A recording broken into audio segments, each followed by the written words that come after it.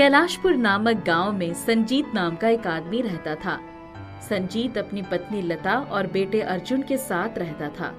संजीत बहुत मुश्किल से अपना घर चला पाता था।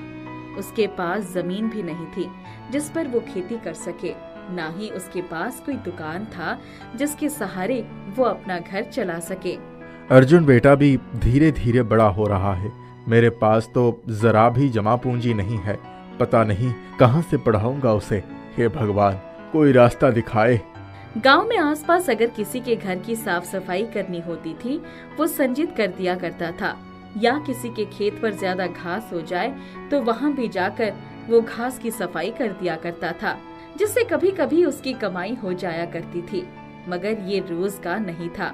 कभी उसे काम मिलता था तो कभी नहीं। कोई एक पक्का काम मिल ही नहीं रहा है जिससे अच्छी कमाई हो पाए। संजीत कोई पक्के काम की खोज में लग जाता है। काम खोजते खोजते उसे शाम हो जाती है। वो घर आता है। लता, कुछ खाना बनाया है तो दे दो, बहुत जोर की भूख लगी है। जी थोड़ा आटा बचा था तो रोटी सब्जी बना दी हूँ, मगर कल का पता नहीं क्या होगा। ओह, क्या कर सकते हो, जो है वही ला कर दो।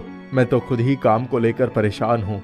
जी आप ज्यादा परेशान मत होइए, भगवान ने चाहा तो जरूर जल्दी ही कुछ अच्छा होगा। लता संजीत को रोटी सब्जी परोसती है।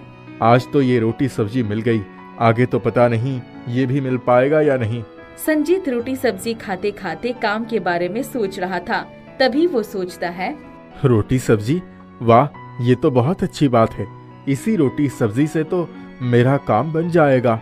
संजीत खुशी के मारे लता से कहता है, लता, मुझे पता चल गया है मैं क्या करूँगा और किस चीज से मेरी अच्छी कमाई हो पाएगी।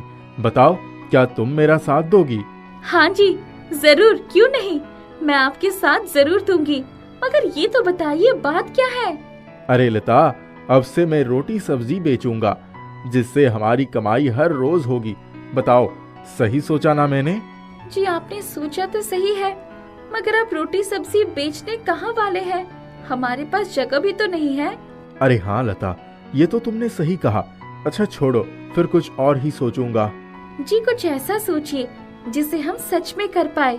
उदास होकर संजीत घर से बाहर आ जाता है और वापस से काम ढूंढने में लग जाता है। दिन भर काम ढूंढता है। काम न मिलने पर उदास होकर पेड़ के नीचे बैठ जाता है। वही संजीत के पास एक और आदमी आकर बैठता है। क्या भाई, कहाँ रहते हो? मैं इस गांव में नया आया हूँ, सभी से बात करने की कोशिश कर रहा हूँ। अच्छा, मैं यहीं इसी गांव में वर्षों से रह रहा हूँ। यहाँ से कुछ दूरी पर मेरा घर है। अच्छा, वैसे मेरा नाम प्रताप है और आपका नाम क्या है? मेरा नाम संजीत है।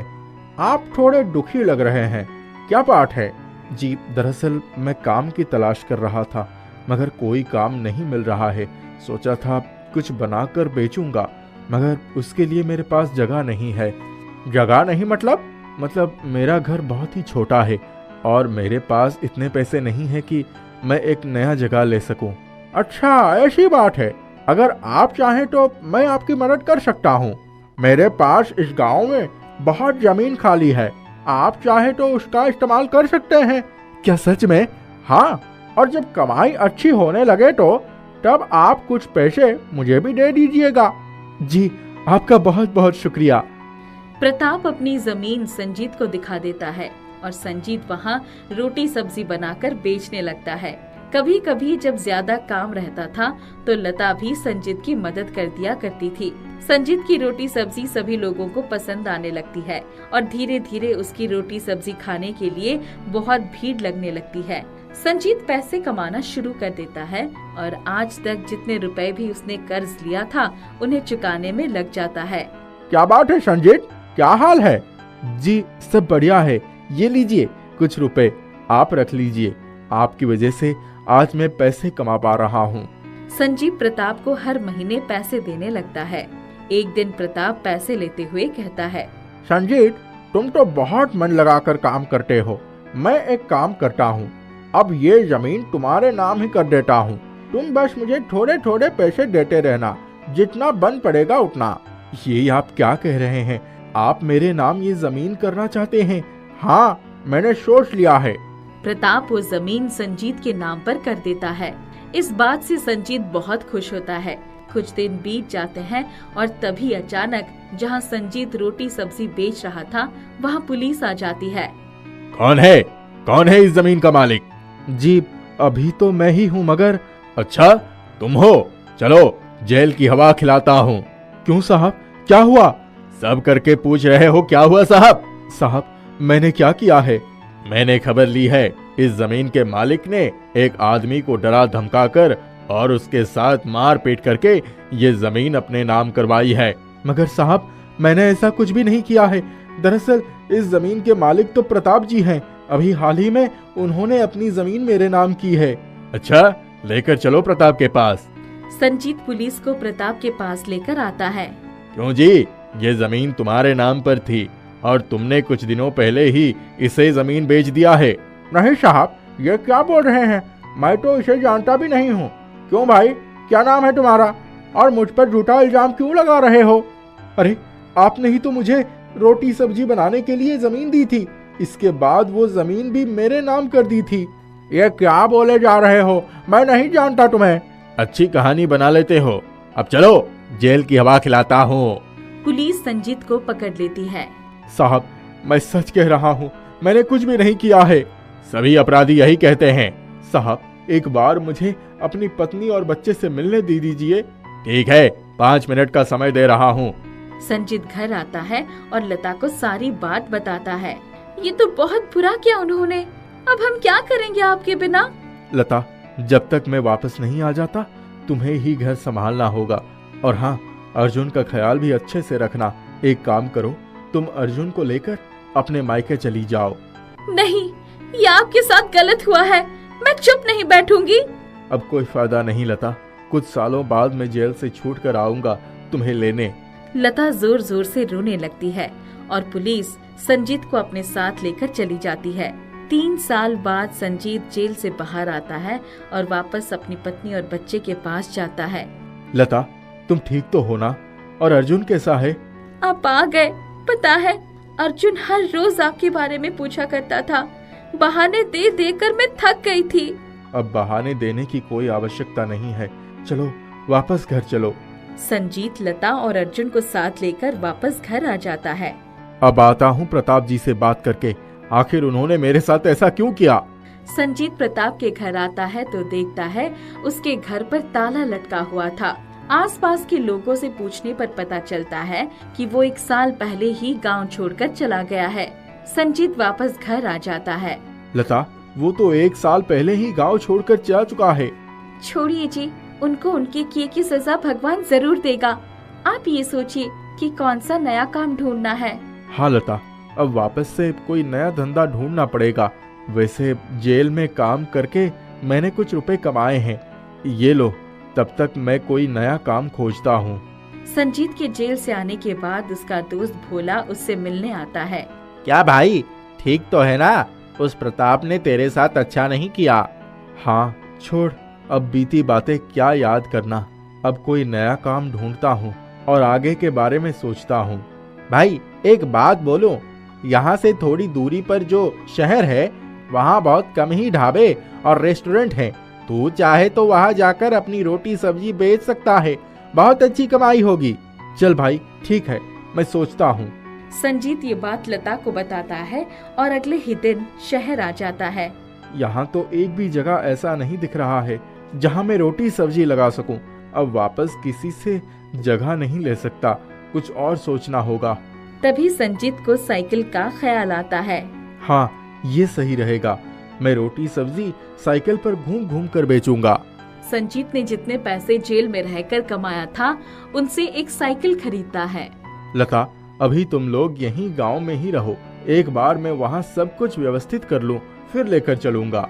संजीत हर रोज गांव से शहर आना जाना करने लगता है और साइकिल पर घूम घूम कर रोटी सब्जी बेचने लगता है। रोटी सब्जी वाला, रोटी सब्जी वाला। सभी संजीत की रोटी सब्जी खाने आने लगते हैं। इसी के साथ उसकी कमाई अच्छी होने लगती है। वो शहर में किराए पर घर ले लेता है और अपनी पत्नी बच्चों को भी लेकर वहीं आ जाता है और इस तरह वो हर रोज साइकिल पर रोटी सब्जी बेचने लगता है। धीरे धीरे संजीत की आर्थिक स्थिति सही होने लगती है।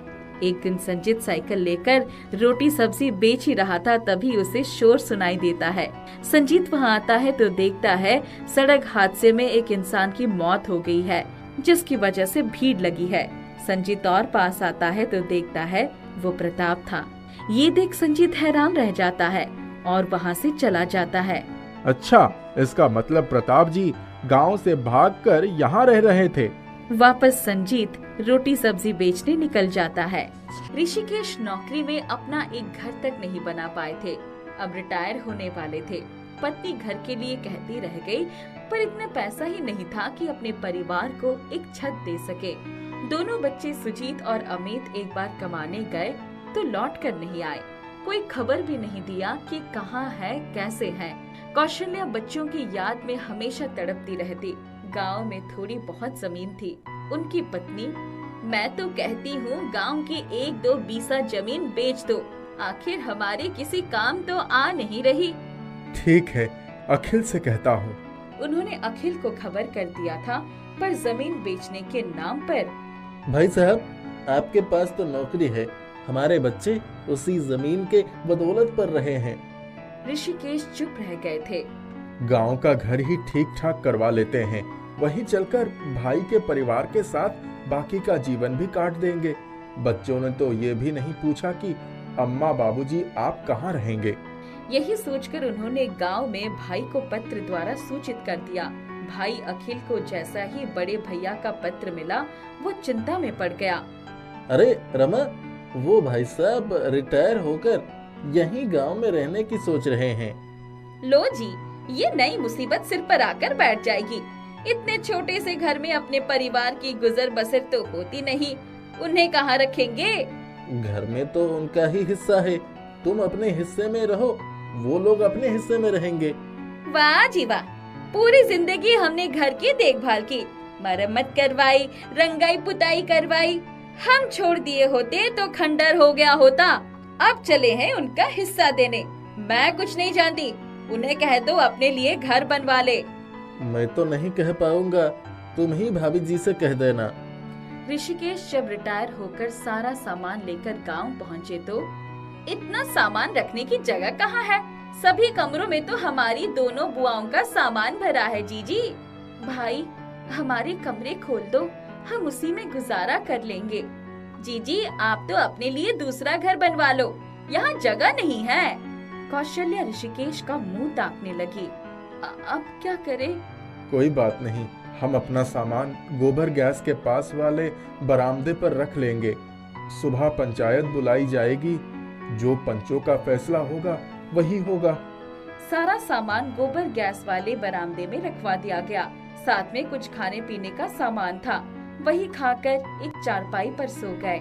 मैं बार बार कहती रही, गांव की जमीन बेच दो, आज उसी की बदौलत शेरनी बनी है, पर तुम्हें तो भाई के प्रेम के आगे कुछ सूझता ही नहीं था।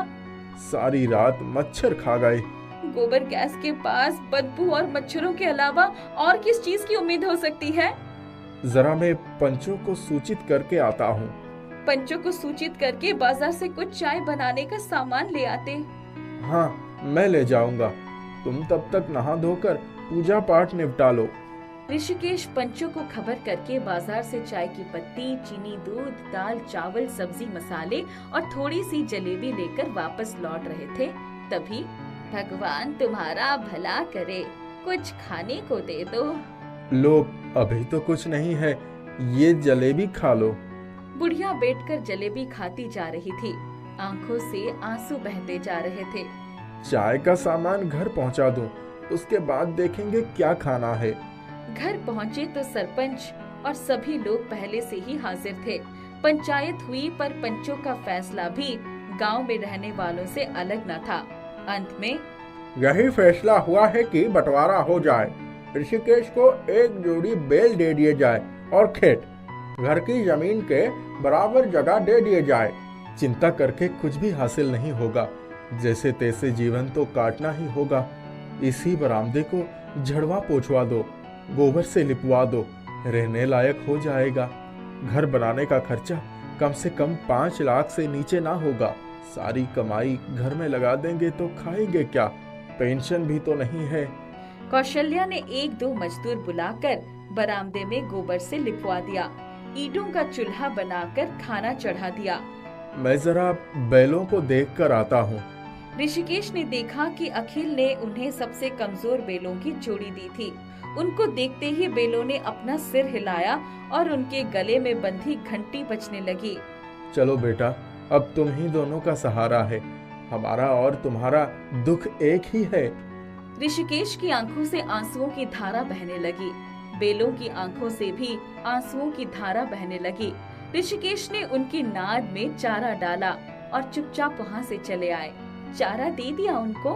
पता नहीं क्यों बेल भी मेरे साथ साथ रो पड़े। दिल छोटा मत करो, ईश्वर दुख देता है, वही सहने की शक्ति भी देता है। चलो खाना खाकर आराम कर लो। सोच रहा हूँ अब 2 बीघा जमीन निकाल ही दूं। कल बाजार जाऊंगा तो 1-2 लोगों से बात करूंगा। हाँ, जितनी जिंदगी बची है कम से कम आराम से रहें। दोनों खाना खाकर सोने गए तो अचानक बेलों की घंटी बजने लगी। जरा बेलों को देख कर आता हूँ। ऋषिकेश जब वहाँ पहुँचा तो देखा कि अखिल बेलों को जबरदस्ती कुछ खिलाने का प्रयास कर रहा था। अभी तुम्हारा जी भरा नहीं अपने दोगलेपन से। घर हथिया लिया, जमीन पर नाग बनकर बैठे रहे। अब बेलों की भी जान लेने पर तुली हो।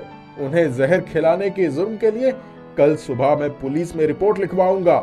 अखिल ने वही पेड़ एक बांस से उसके सिर पर दे मारा और वहाँ सूचंपत हो गया। ऋषिकेश की आंखों के सामने अंधेरा छा गया।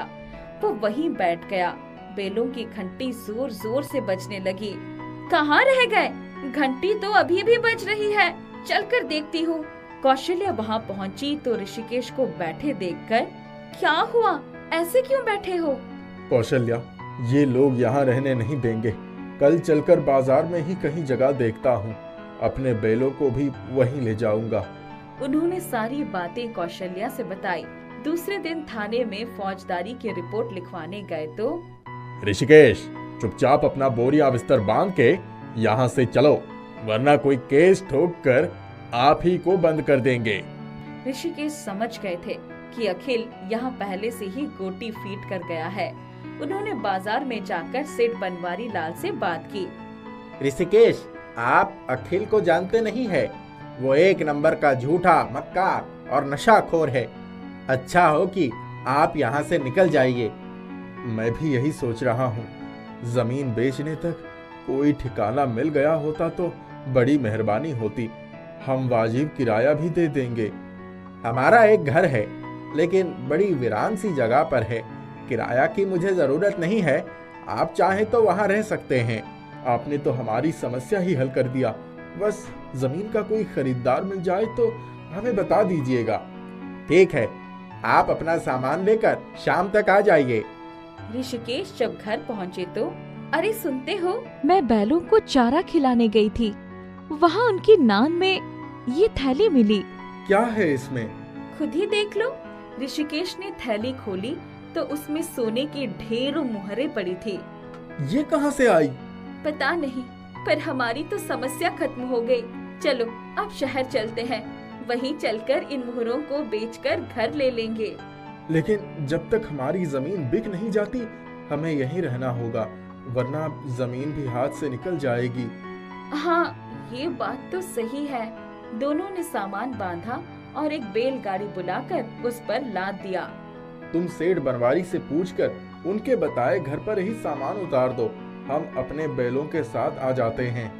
बैलगाड़ी जाने के बाद दोनों बैलों को खोले गए तो इन्हें थोड़ा चारा पानी खिला देता हूँ।